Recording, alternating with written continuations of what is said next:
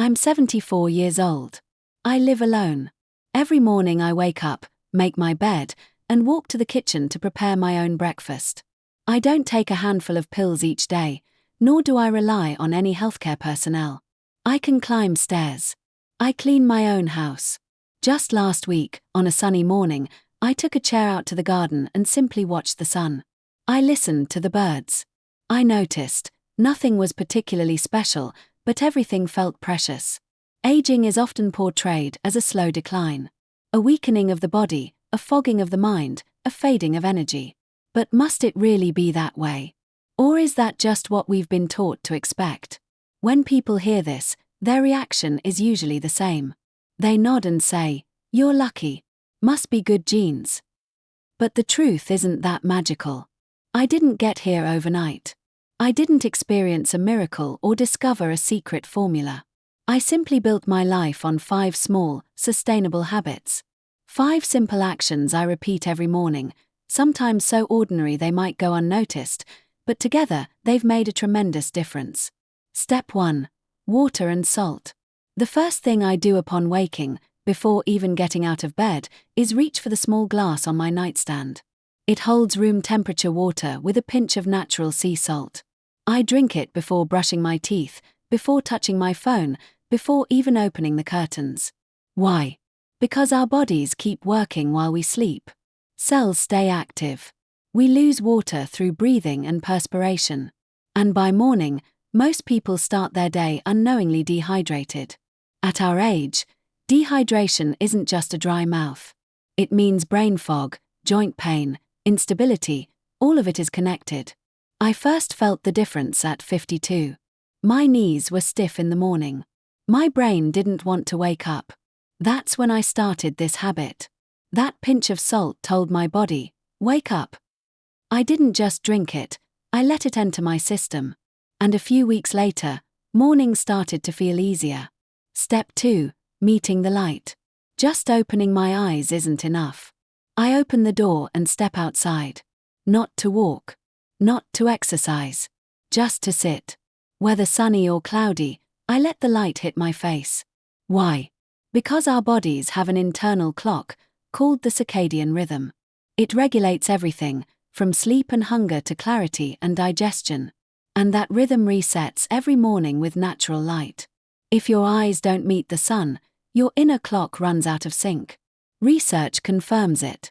Older adults who don't get morning light experience poorer sleep, mood swings, and digestive issues. Since adopting this habit, I wake more peacefully.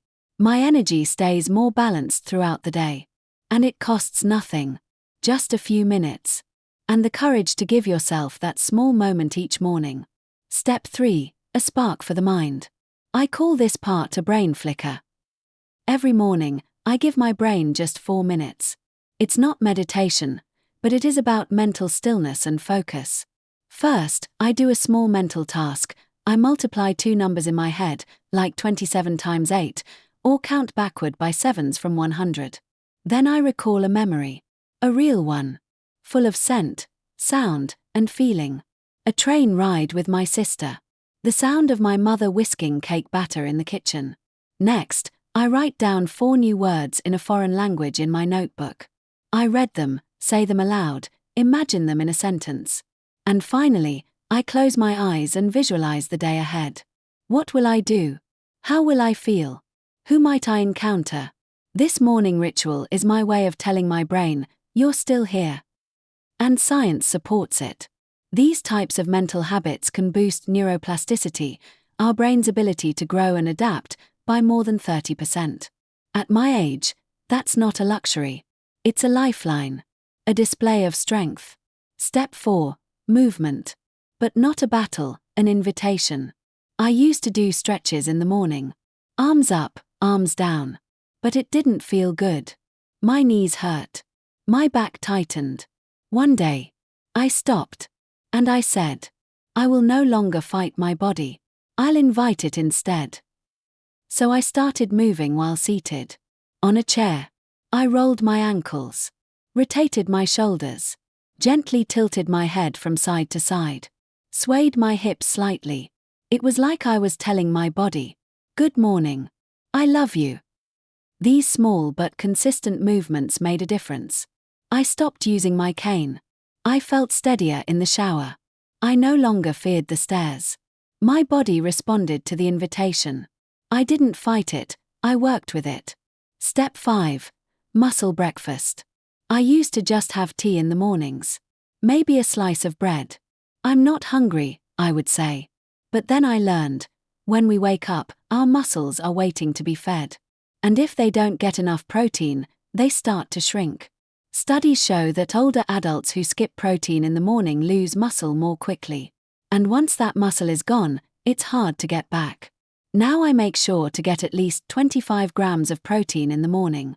Sometimes eggs and cottage cheese. Sometimes yogurt with chia seeds. Sometimes just a protein shake. This isn't just breakfast. It strengthens my body. It sets the tone for the day. It clears my mind. It balances my mood. And that's it.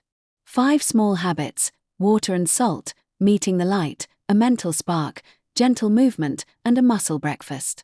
None of them are expensive. None of them are complicated. But together, they've created a transformation. Let me be clear. I'm not perfect. I've made mistakes. I've been inconsistent at times. But I've learned this: aging doesn't have to mean slowing down. And it certainly doesn't mean giving up. Wherever you are in life, 60, 70, 80, or 90, your body is still listening to you. Your mind still wants to speak to you. Every morning is a fresh beginning. If you saw a bit of yourself in this story, maybe tomorrow morning, you'll start with one small step too. Because aging is not a fall. It's a deepening. And you're still here. That means anything is still possible.